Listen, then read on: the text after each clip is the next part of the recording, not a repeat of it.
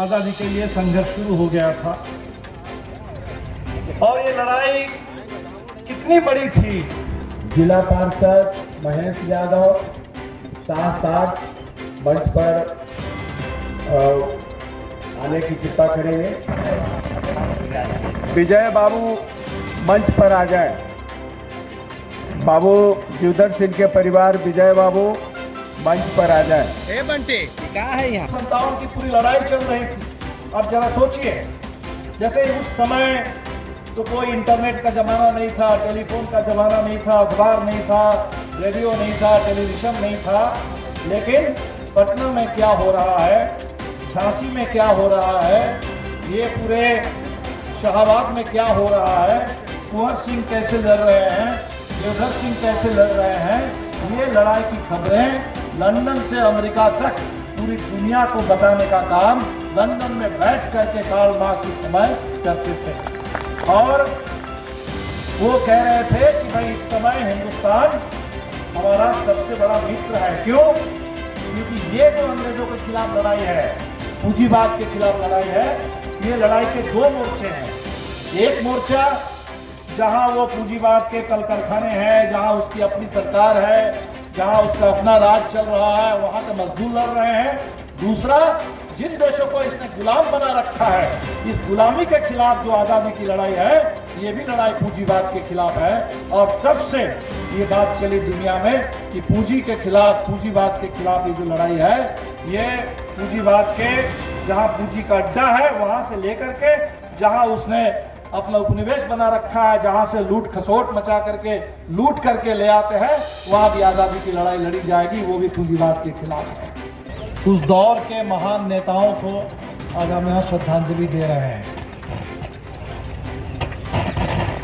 ये जो लड़ाई थी उस समय 1947 में आकर के देश को आज़ादी मिली, और एक तरह से कह लीजिए 90 साल का एक दौर, 1857 से लेके 1947, ये भारत की आज़ादी के लड़ाई का आखिरी निर्णायक 90 साल है, और जिसमें सबसे धमाकेदार उसकी शुरुआत 1857 में।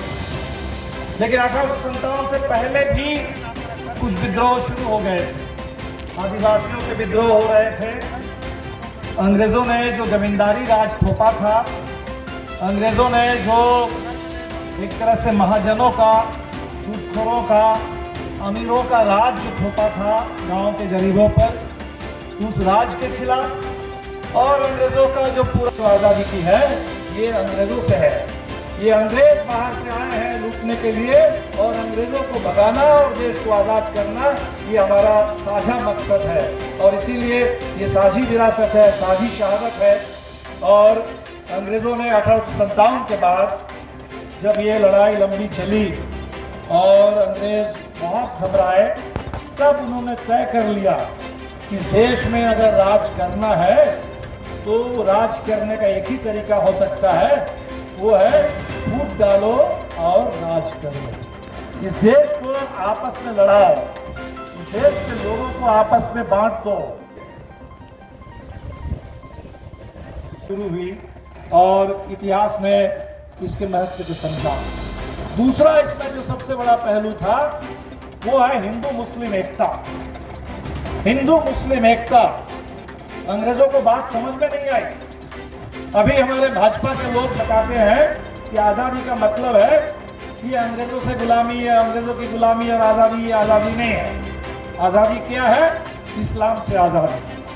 भारत में पूरे इतने सदियों से जो मुगलों का राज चला है, उससे आज़ादी। लेकिन 1857 के इस समय लड़ाई शुरू हुई तो क्या हुआ?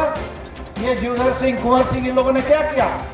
इन्होंने बहादुर शाह जफर, जो मुगल के उस समय के आखिरी सुल्तान थे, आखिरी सम्राट थे, उनसे कहा, वो उस समय बुढ़ापे में थे, उस हैसियत उनकी स्थिति नहीं थी लड़ने वाली, लेकिन उनको कहा कि आप हमारे लड़ाई के आगू बनो, आप आगे रहो, हम लोग लड़ रहे हैं हिंदुस्तान की आज़ादी। इसलिए 1857 में उन्होंने ये नहीं सोचा था कि ये मुगल लोग आए हैं हिंदुस्तान को लूटने के लिए। नहीं, वो लूटने के लिए नहीं, वो तो आकर के बस गए थे, वो तो आकर के यहाँ बसे हैं।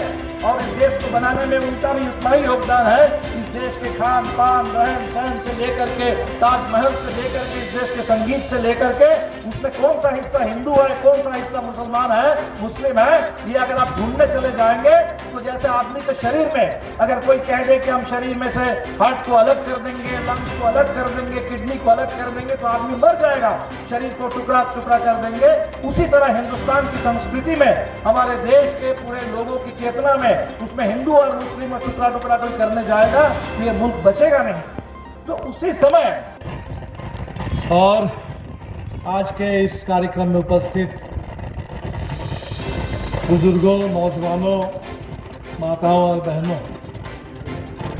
हम सबके लिए आज ये एक बहुत सौभाग्य का अवसर है, सुखद अवसर है कि 1857 की